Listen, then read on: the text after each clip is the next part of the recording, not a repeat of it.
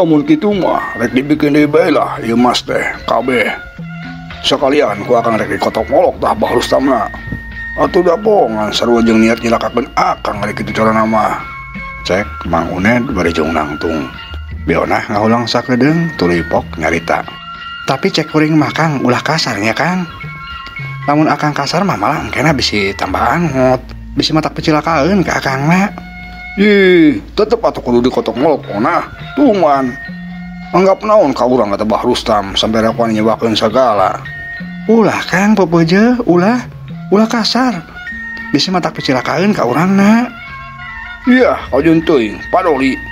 Sakalian rek RR ka Jamalea, ku akang mah tuman. Dek dibejakeun ka Jamalea lamun sabenerna Bah Rustam teh beunghar tina munjung kitu. Ulah Kang pepeje, ulah. Akang kudu nyaah kana awak Kang. Ieu lamun bener Bah Rustam munjung, Bah Rustam teh berarti diawaskeun ku bangsa siluman. Kumaha lamun bangsa silumanna teu tarimaeun. Terus akang diroga hala ku siluman, pan akang sorangan cilaka. Mang Uned ayeuna mah jadi ngahulang. Bener oge omongan maneh teh onah. Si orang ontol hor ge maneh teh cerdas. Ya atuh ari kitu mah akang rek nurut ka maneh. Syukur atuh Kang. Tapi ulah make nyebut ontol sagala tuh ka kuring teh. Ih, atuh pan cek maneh ge. Panggilan sayang eta teh. Geus lah, akang rek ing diteula. Rek mikeun deui emas ka Bah Rustam bisi kaburitan manten. Cek Mang Uned. Reos keluar, buntelan emas anu ti Bah Rustam kumanehna dibawa deui.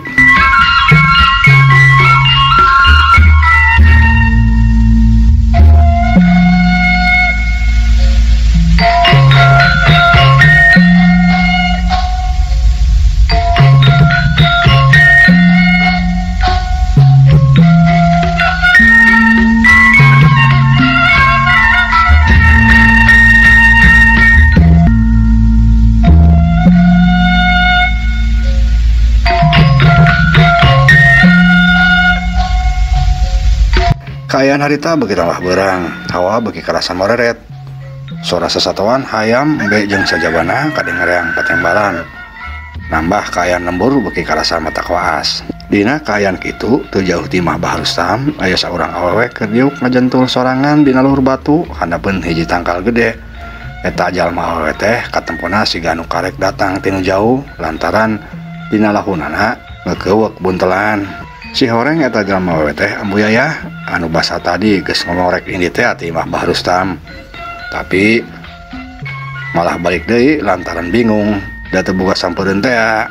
Kan basa geus anjog ka deukeut imah Bah Rustamna, Ambu Yayah tetep oge bingung. Babakuna mah era ku Bah Rustam. Lantaran geus ngomong rek ini teh tapi kala balik deui tungtung mah Ambu Yayah teh ngahulang bingung bari diuk dina luhur batu.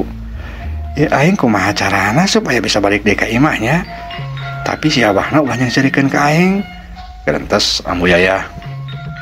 Ambu Yayah terus bae ngahulang mikiran. Tapi tetep bae teu manggih jawaban, malah sirahna beuki karasa ngab-ngaban. Keur kitu kabayangkeun pisan ku Ambu Yayah dina lamunana. Ambu Yayah teh jadi sangsara kadungsang-dungsang, hayang dahar bae sapopoe kudu jadi pangparinun, jadi baramaen. Ku jalma-jalma boro-boro dibere malah disangsaleureikeun. Mana ge ieu Yayah, lamun keur beunghar teh ulah sombong. Kitu cek bayangan Ambu Yayah keur basa keur baramaen teh. Pokona mah geus macem-macem bae omongan jalma-jalma teh anu kabayangkeun harita ku Ambu Yayah. Dina lamunan Ambu Yayah saterusna manehna teh nekat balik ka imah Bah Rustam. Tapi barang datang ka imah si horeng Bah Rustamna geus kawin deui jeung Nyi Heni. Atuh Ambu Yayah teh nya ambek nya timburu nya nyeri hate. Tapi rek kedal teu bisa, data dina manehna nu rumasa salah. Manehna anu ngomong rek ninggalkeun imah, lain Bah Rustam anu ngusir. Tungtungna mah daripada sangsara jadi tukang baramaen, Ambu Yayah lah-lahan ngomong ka Bah Rustam menta balik deui cicing di imahna. Malah kajan cenah dikawin deui, masih jadi pamajikan anu kadua oge. Ari Bah Rustamna teu bakal nembalan, nanyakeun atawa hanteuna, malah malik nanya ka Nyi Heni. Kumaha Nyai geulis bojo akang? Eta si goreng dodonges anu baheula kulut pamajikan akang. Ayeuna geus teu sanak teu kadang, geus teu boga salaki. Karunya akang mah teu tega Nyai. Cek Bah Rustam dina lamunan Ambu Yayah ngomong daria ka Nyi Heni. Muhun nya Bah, hawa atas abdi oge. Tembal Nyi Heni. Ari Ambu Yayah ngan saukur ngeluk, hatena ngarasa ngahayap panas oge sebenarnya mah nampa Bah Rustam jeung Heni layut kitu teh. Aduh eta dasar lalaki nu tunjung. Ari baheula ka aing mah tacan pernah teuing ngomong lemes. Ngomongnya geulis. Cek paribasana oge kari ka aing mah si goreng dodonges. Lamun aing teh pusing ku tempat manganjekan mah teu hayang teuing aing ka dieu oge.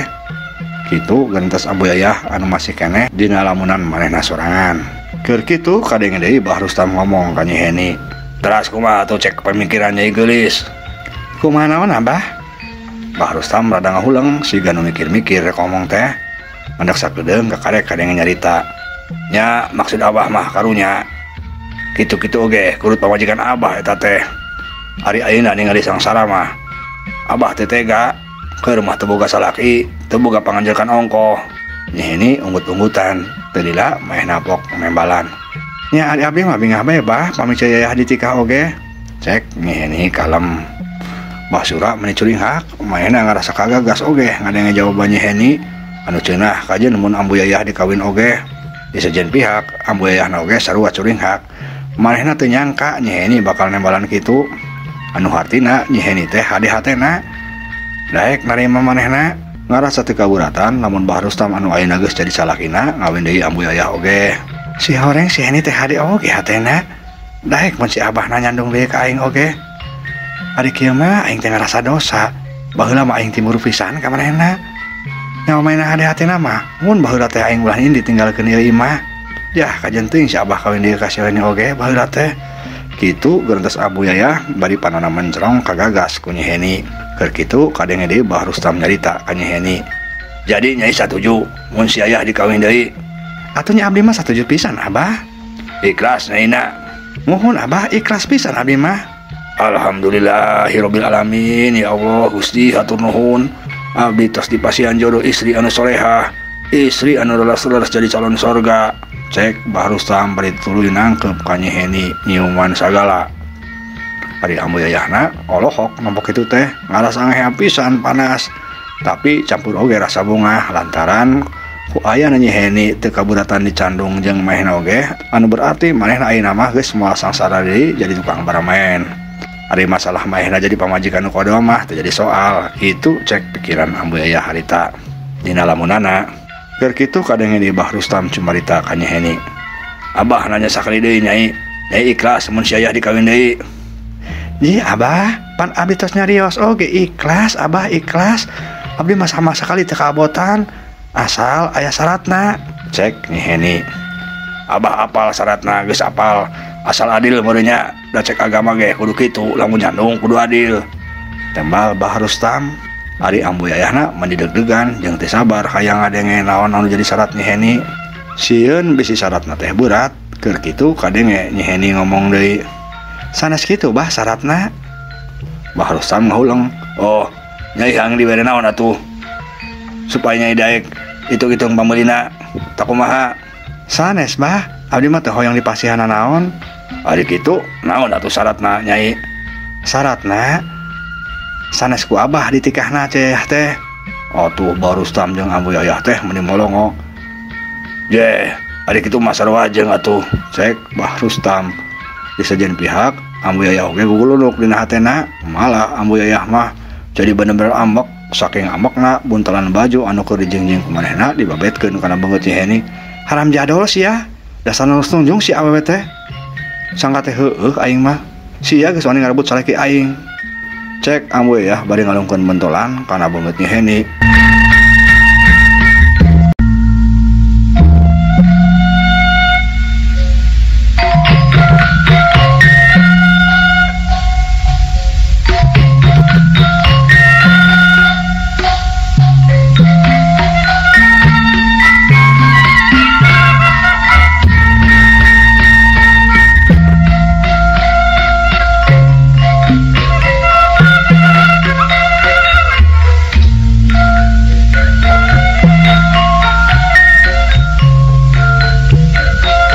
Si horeng bayangan Ambu Yayah dina alam lamunana teh kabawa ka alam nyata.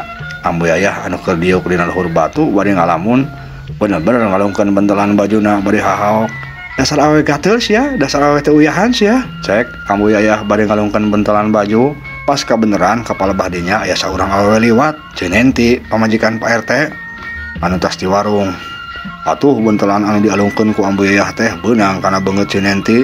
Cinenti leuwas, karasa ngaburi nyai, awakna ngadadag, hampir bae labuh, untung masih keneh bisa muntang kana tangkal. Hes ya, sugan gelos ya. Nah sia mabet kana beungeut aing, bari nyebut aing awewe gatel, kurang ajar sia. Ulah mentang-mentang pamajikan Mbah Rustam sia. Aing mah teh sieun diwaras ya ku aing mah. Cek Cinenti bari tuluy nyorongot ka Ambu Yayah. Atuh Ambu Yayah anu tos ngalamun teh balik leuwas. Waduh, bakal jadi masalah gede ya aing. Gerantos Ambu Yayah bari buru-buru langtung undur-unduran. Hampura Cinenti, hampura teh kahaja. Cek Ambu Yayah. Tapi Cinentina geus bener-bener ambak. Halah sia teh kahaja naon sia.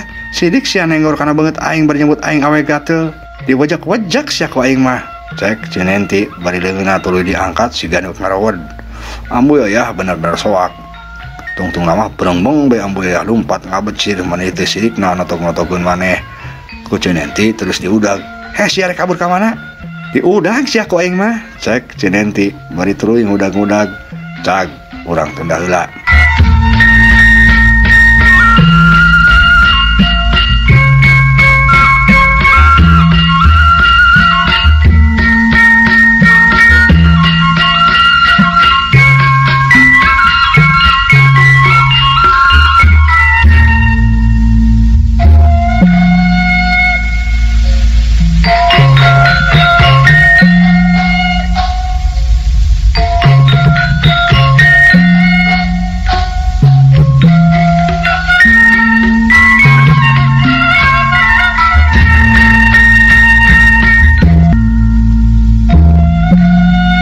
Ayeuna malik deui heula nyaritakeun Mbah Rustam sanggeus Ambu Yayah indit imahna. Mbah Rustam diuk deui ngadaweung dina sosompang hareupeun imahna, pikiranna ngalayang. Aduh, aya bae aing. Si Ayah ari boga timbul teh mun dikacida, mun kalah ka indit sagala ti imah. Tapi keun lah, da moal lila oge pasti balik deui. Nu penting ayeuna nu kudu dipikiran ku aing mah, kumaha carana aing meakeun banda aing. Aing pokoknya kudu jadi jama miskin sampai aing paeh ambeung ke di akhirat teu kudu ngorondang sagala seperti impian aing jeung anu diceritakeun ku Kiai Arif. Gerantos Mbah Rustam tuluy ngahulang bari udud. Kelepus surutuna dikenyotan, serebung hasupna diserebungkeun. Katempo siga anu keur bener-bener jauh panindeungan. Ayeuna aing geus hasil mikeun emas batangan ka Mang Uned, geus rada singget ayeuna mah yeuh. Lila oge bisa beak banda aing. Nuhun Gusti tos dipasihan jalan pikeun nyaepkeun banda kaya abdi. Ayeuna tinggal meakeun banda anu sejenna. Gerantos Mbah Rustam. Tapi keur kitu rentang-rentang katampo aya jalma lalaki nu keur leumpang tina ringkagna mah jelas siga Mang Uned. Mbah Rustam heran. Geuning siga Mang Uned. Aya naon deui itu? Siga nu kadieukeun geuning. Gerantos Mbah Rustam. Mang Uned anu keur leumpang beuki deukeut si horeng bener nyampeurkeun ka Mbah Rustam. Barang anjol ka Mbah Rustam, Mang Uned langsung bae uluk salam. Assalamualaikum. Waalaikumsalam. Mang Uned, sok kalabat Mang Uned. Dah, teu kudu di jero bah. Di dieu bae. Abdi ngobrolna sase. Tembal Mang Uned bari can dititah oge, geek bae diuk langsung dipinggireun Mbah Rustam. Nya tuh, kumaha Mang Uned bae. Tapi ngomong-ngomong perlu naon ieu ka dieu teh? Tanya Mbah Rustam. Samemeh nembalan Mang Uned narik napas heula panjang. Ih, bah. Ari kamari tepan abah teh mere emas ka kuring loba pisan. Nya, abah mah ikhlas pisan Mang Uned. Eta jam Uned kabeh. Mbah Rustam langsung bae motong omongan Mang Uned. Ih. Kuring ngomong teh can anggus. Ari kutan. Maksud kuring mah kieu. Rek ngabalikeun deui emas anu dibikeun ka kuring. Kuring mah teu hayang, bah. Cek Mang Uned deui. Atuh Mbah Rustam teh meni molongo. Geuning atuh, kunaon kitu Mang Uned? Da abah mah ikhlas. Cek Mbah Rustam. Nu jelas mah kieu, bah. Kuring memang jama miskin, tapi kuring teu hayang ari disebakeun ka siluman anu dipuhui ku abah mah. Cek Mang Uned bari ngecakeun buntelan emasna dina deukeut Mbah Rustam. Tuluy teu ngomong deui, kejelig bae Mang Uned teh tuluy indit. Permisi, bah. Cek Mang Uned. Atuh Mbah Rustam teh meni holohok mata simeuteun. Teu nyangka Mang Uned malah nyangka ka manehna nu teu puguh. Astagfirullahaladzim, fitnah naon deui atuh. Hanas aing geus bungah bisa ngurangan banda aing. Malah dibalikin deui jeung eta meuni tega pisan Mang Uned nuduh ka aing munjung. Barara itu yang aing mah gerentes Bah Rustam tuluy ngahulung. Ari geus kieu kumaha aing carana meyakeun banda aing. Nah hese-hese teuing. Gerentesna deui Bah Rustam tuluy nangtung buntulan emas anu ti Mang Munid tadi dijingjing ku manehna. Saterusna Bah Rustam indit imah. Teu apal tujuan reka mana, na pikiranna nu penting mah manehna bisa meyakeun bandana supaya jadi miskin. Ambih cenah engke di akhirat teu kudu ngorondang menyeberang kana jembatan Siratal Mustaqim. Ngan waktosna seep, ieu dongeng karangan pribados Kang Abun Burhanuddin. Hapunten kakirangana mugi katampi kalian kabingahan. Assalamualaikum warahmatullahi wabarakatuh.